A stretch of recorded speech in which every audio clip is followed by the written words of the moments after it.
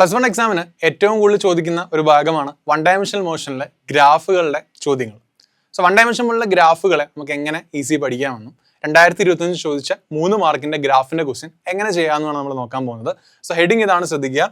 Graphs related to accelerating or retarding particle. അപ്പോൾ accelerate ചെയ്യുന്നതും retard ചെയ്യുന്ന ഒരു പാർട്ടിക്കിളിന്റെ ഗ്രാഫിനെ എങ്ങനെ നമുക്ക് ഐഡന്റിഫൈ ചെയ്യാം എന്നാണ് നോക്കുന്നത്. അവിടെ ഒന്ന് പൊസിഷൻ വെസസ് ടൈം ഗ്രാഫ് കാണും, വെലോസിറ്റി വെസസ് ടൈം ഗ്രാഫ് കാണും, അതേപോലെ ആക്സിലറേഷൻ വെസസ് ടൈം ഗ്രാഫും കാണും. എല്ലാത്തിനും നമ്മൾ പഠിച്ചിട്ടുള്ള നമുക്കറിയാവുന്ന ഒരു ഇക്വേഷൻ വെച്ചാണ് ഇതെല്ലാം നമ്മൾ ചെയ്യുന്നത്. ആദ്യമേ നമുക്ക് പൊസിഷൻ വെസസ് ടൈം ഗ്രാഫ്, എസും ടിയും തമ്മിലുള്ള ഗ്രാഫ് നമുക്ക് നോക്കാം. സോ ഫസ്റ്റ് നമ്മൾ പഠിക്കുന്ന ഗ്രാഫ് ആക്സിലറേറ്റിംഗ് ആണ്. എന്ന് വെച്ചാൽ ഇവിടെ ആക്സിലറേറ്റിംഗ് എന്ന് പറഞ്ഞാൽ യൂണിഫോം ആക്സിലറേഷൻ ആണ്. ആക്സിലറേഷൻ എപ്പോഴും കോൺസ്റ്റന്റ് ആയിരിക്കും, വാല്യൂ മാറാത്ത ആക്സിലറേഷൻ ആണ്. അതുകൊണ്ടാണ് ഈ ഇക്വേഷൻ എഴുതുന്നത് S=UT + ½ ഇതാണ് നമ്മുടെ ആദ്യത്തെ ഗ്രാഫ് എന്ന് പറയുന്നത്.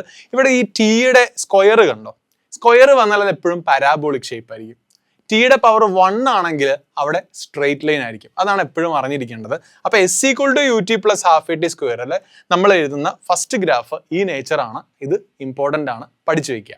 അപ്പോൾ S=UT + ½ നമ്മൾ യൂണിഫോംലി ആക്സിലറേറ്റിംഗ് എന്നാണ് പറയുന്നത്. കാരണം ഇവിടെ പോസിറ്റീവ് ആണ്. ഇനി ഇവിടെ നെഗറ്റീവ് ആണ് വരുന്നതെങ്കിലോ, UT - ½ ആണെങ്കിൽ അതിനെ റീറ്റാർഡിംഗ് എന്നാണ് വിളിക്കുക. അപ്പോൾ ഗ്രാഫിന്റെ നേച്ചർ ഇങ്ങനെ മാറും. അതും പരാബോള തന്നെയാണ്. പോസിറ്റീവ് ആണെങ്കിൽ അപ്പ് പരാബോള, നെഗറ്റീവ് ആണെങ്കിൽ ഡൗൺ പരാബോള. അങ്ങനെ പഠിച്ച് നമുക്ക് ഈസി ആയിട്ട് ഗ്രാഫ് കൺസ്ട്രക്ട് ചെയ്യാം. അപ്പോൾ എസും ടിയും തമ്മിലുള്ള ഗ്രാഫ് ഇവിടെ ടി സ്ക്വയർ വന്നതുകൊണ്ട് തന്നെ പരാബോള ആയിരിക്കുമെന്ന് ആലോചിച്ചിരിക്കുക. പോസിറ്റീവ് ആണെങ്കിൽ അപ്പ് പരാബോള, നെഗറ്റീവ് ആണെങ്കിൽ ഡൗൺ പരാബോള. അത്രയും ഓർക്കുക. അടുത്ത ചോദിക്കുന്നത് വെലോസിറ്റി വെസസ് ടൈം ഗ്രാഫ് ആണ്, V versus T graph. So V versus T ഗ്രാഫിൽ നിങ്ങൾ വീഡ് ഇക്വേഷൻ പഠിച്ചിട്ടുണ്ടാവും. ഏതാണ് ഇക്വേഷൻ? V=U + AT. ഇവിടെ ടിയുടെ പവർ എത്ര? 1 ആണ്.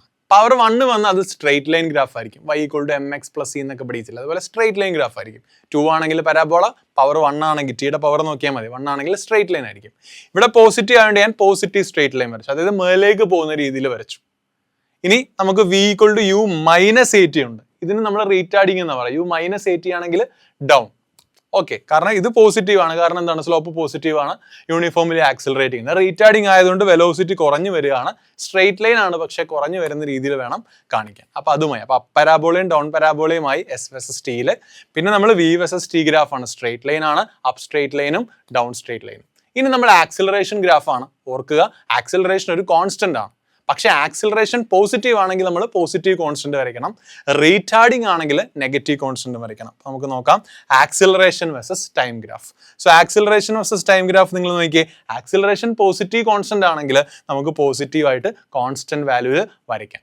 ഇനി ആക്സിലറേഷൻ നെഗറ്റീവ് ആണെങ്കിലോ, നെഗറ്റീവ് ആണെങ്കിൽ നമുക്ക് കോൺസ്റ്റന്റ് തന്നെയാണ്, പക്ഷെ നെഗറ്റീവ് സൈഡിൽ വേണം നമ്മൾ എന്ത് ചെയ്യാൻ, ഇത് വരയ്ക്കാൻ. ഇനി 2025 ഇത് എങ്ങനെയാണ് ചോദിച്ചത് എന്ന് നമുക്കൊന്ന് നോക്കാം. 2025 ചോദിച്ചത് ഇങ്ങനെയാണ്, നിങ്ങൾ നോക്കിക്കോണേ. ഇവിടെ നോക്കിയേ, graphs related to freely falling particle. ഒരു വസ്തു മേളിൽ നിന്ന് താഴെ വീഴുകയാണ്. അങ്ങനെയാണെങ്കിൽ അവിടുത്തെ പൊസിഷൻ ടൈം ഗ്രാഫ് വരയ്ക്കണം, വെലോസിറ്റി ടൈം ഗ്രാഫ് വരയ്ക്കണം, ആക്സിലറേഷൻ ടൈം ഗ്രാഫ് വരയ്ക്കണം. നമ്മളിപ്പോൾ പഠിച്ച കാര്യമല്ലേ, ഒരു വസ്തു മേലിൽ നിന്ന് താഴെ വീഴുക എന്ന് പറയുന്നതിന്റെ അർത്ഥം എന്താണ്?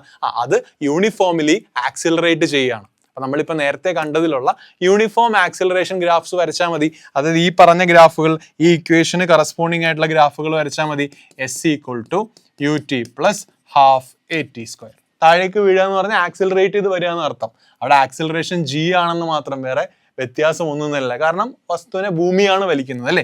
ഇവിടെ V=U + AT. അവിടെ ആക്സിലറേഷൻ G ആണെന്ന് മാത്രം, ഗ്രാഫിൽ വേറെ വ്യത്യാസമില്ല. അതേപോലെ ആക്സിലറേഷൻ ഇവിടെ താഴേക്ക് G ആണ്, യൂണിഫോം ആണ്, അത് പോസിറ്റീവായിട്ടും വരയ്ക്കുക. അപ്പോൾ നമ്മുടെ ഗ്രാഫുകൾ എങ്ങനെ വരും?